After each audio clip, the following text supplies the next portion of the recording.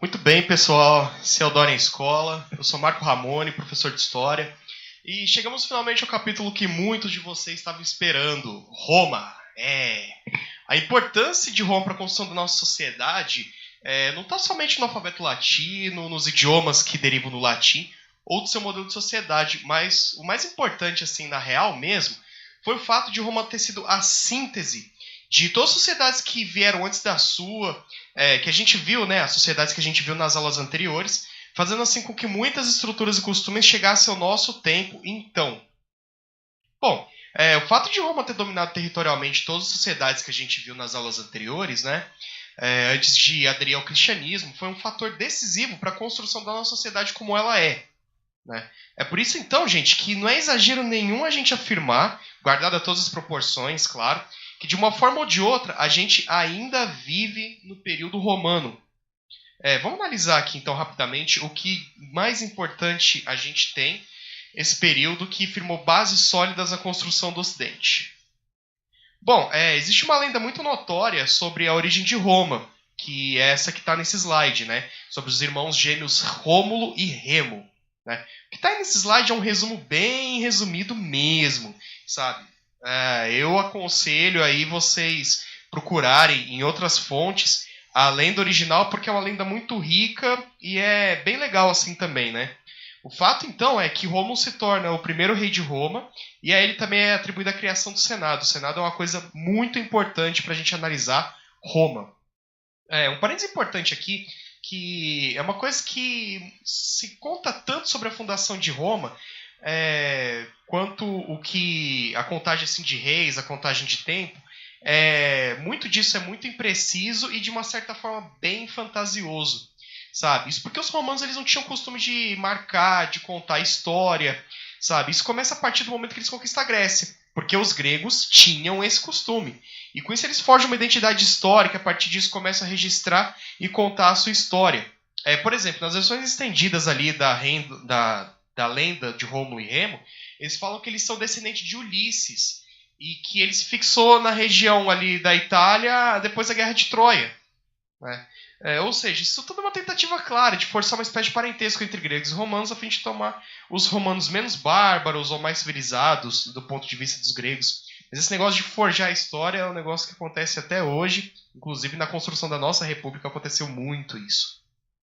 Bom, muito bem. A história de Roma é dividida de acordo com seus regimes de governo, que é a monarquia entre os séculos 8 e 6 a.C., mais ou menos, a república entre os séculos 6 e 1 a.C., e o império entre os séculos 1 a.C.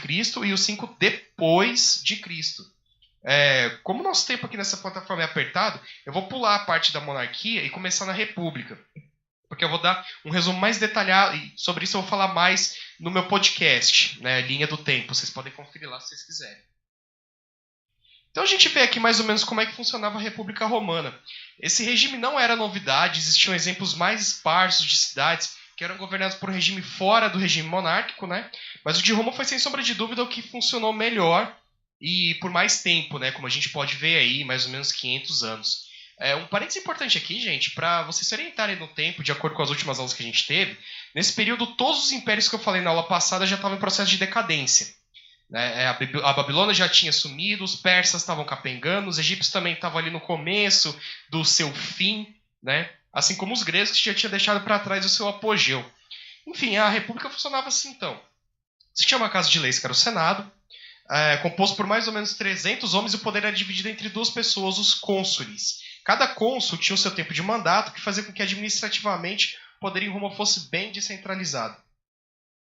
Daí então, voltando ao assunto que eu acabei de falar aqui, né, é no século III a.C. que a gente tem o começo da expansão romana, que até então dominava só a Península Itálica e umas ilhazinhas próximas ali. O primeiro grande choque de Roma foi contra Cartago, cidade fenícia do norte da África. Né? A crescente influência comercial e militar de Roma chamou a atenção deles, e no choque então aconteceram duas guerras, que são as chamadas Guerras Púnicas. Bom, as duas foram vencidas por Roma, né? No final da Segunda Guerra Púnica, Cartago é completamente destruída, arrasam com a cidade. Tendo os domínios, então, o domínio das técnicas de navegação e das cidades ali que estavam em torno do mar Mediterrâneo, Roma, então, assume o seu papel na antiguidade de protagonismo na região do mar Mediterrâneo. Então vão sucedendo aí uma série de conquistas, né? Os romanos conquistam então a Grécia, de onde eles absorvem muito da cultura, garantindo a continuidade dela até os nossos tempos, né? Eles passam de povos bárbaros sem muito esplendor para um povo cuja elite imitava os trejeitos, os costumes dos gregos, aquela coisa, né, de sempre, né? Roma, na sequência, domina então a Península Ibérica, derrotando, entre os outros, os lusitanos, os outros povos ibéricos ali, né? Eles avançam em direção à França, onde com muito custo eles vencem os gauleses, então eles conquistam a Gália e a Britânia, além da Grã-Bretanha, que é a Inglaterra, né? E então eles chegam à região da Galiléia, onde eles subjugam os hebreus. Bom, galera, mas essa expansão acabou que no final não foi aquela maravilha para a República, né? Muitos setores ali começaram a convulsionar, tinham muitos conflitos entre as duas classes da época, os plebeus, que eram uma espécie de pequenos comerciantes trabalhadores livres, e os patrícios, que eram os donos de terra, grandes comerciantes, e não por coincidência, os homens mais influentes do cenário político. A gente tem, portanto, nesses choques uma vida muito conturbada para os cônsules. Muitos desse período começaram a se impor como ditadores. Sobre os ditadores é interessante fazer mais um parênteses aqui, que toda vez que os muros de Roma eles estavam cercados, as pessoas esqueciam de todo o cenário político, de quem era cônsul, de quem era senador, daí eles elegiam um ditador que recebia a missão de defender os domínios de Roma e, por consequência, salvaguardar o povo, né? Aí, quando essa ameaça acabava, muitos deles não queriam entregar o poder, queriam ficar lá, e isso deixava a vida de Roma muito turbulenta. Vamos lá, um dos últimos ditadores da República que acabou desencadeando uma crise foi Lúcio Cornélio Sulla.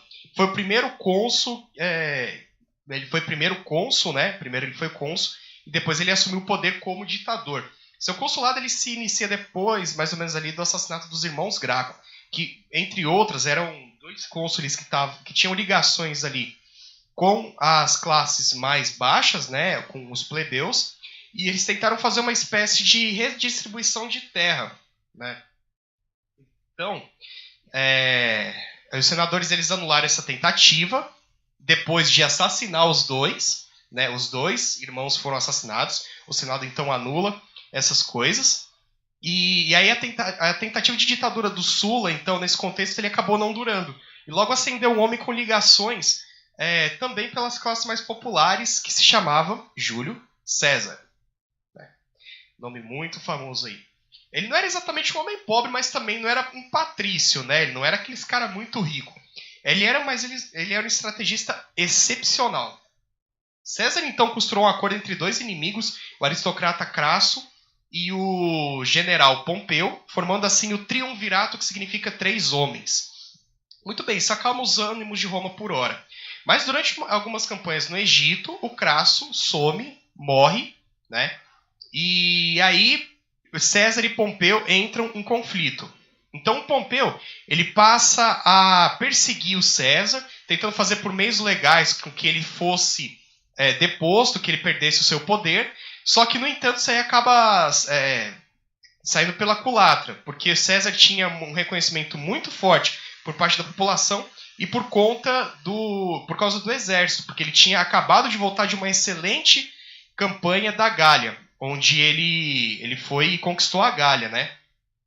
E na batalha final entre os dois, em 49 a.C., quando César está prestes a entrar em Roma, atravessando o rio Rubicão, ele pronuncia sua célebre frase: "A sorte está lançada". Então ele consegue, né, invadir, ele persegue e mata o Pompeu, se torna o comandante único de Roma. Para o César, já tinha sido delegado o título de ditador 2 vezes, uma por 10 anos, quando ele partiu nas campanhas para a Gália, e outra justamente nesse episódio que eu acabei de citar, que era vitalício. Mas como ele desagradava profundamente determinados setores mais elitistas ali de Roma, eles resolveram armar uma emboscada para ele e matar ele, né? Tanto é que um dos seus vários filhos adotivos brutos estava nesse episódio e ele proferiu mais uma de suas famosíssimas frases: "Até tu, Brutus", né? Daí, sucedendo nesse episódio, então, assumiu um triunvirato formado por Marco Antônio, Otávio e Lépido. Marco Antônio era amigo de César e o Otávio é seu sobrinho neto e mais um filho adotivo. Esse triunvirato ele rapidamente executa uma perseguição de todos aqueles que tramaram e ajudaram a matar o César, ou confiscando terra, ou executando eles mesmos, né? Tira a cabeça desse cara fora e pronto. Né? O Lépido, ele rapidamente assim, ele é afastado do poder. E a partir disso, Otávio e Marco Antônio começam a duelar pelo poder. Num verdadeiro déjà vu do primeiro triunvirato. Foi exatamente a mesma coisa que aconteceu, sabe? Exatamente. Então a gente tem um verdadeiro déjà vu, né? Marco Antônio se estabelece no Egito, onde reza a lenda, ele teria se apaixonado pela Cleópatra, né? Tentou ter um rolo ali com ela, não deu muito certo. Mas o que aconteceu de verdade é que na Batalha do Actio, ele foi derrotado definitivamente e também, além da derrota do Marco Antônio, a gente vê na Batalha do Actio, em 27 a.C., o fim definitivo do Império Egípcio, que eu passei para vocês em algumas aulas para trás. Ele aceita o título de Augusto e, então, assim ele se torna o primeiro imperador de Roma. Muito bem, gente. Esse é o Dora em Escola. Eu sou o Marco Ramone. Essa foi a primeira parte porque não caberia num vídeo só toda a história de Roma, né? Eu vou passar na segunda parte o Império e todas as influências que Roma teve e continua tendo na nossa sociedade atual, como assimilação de várias culturas e essas coisas. Valeu!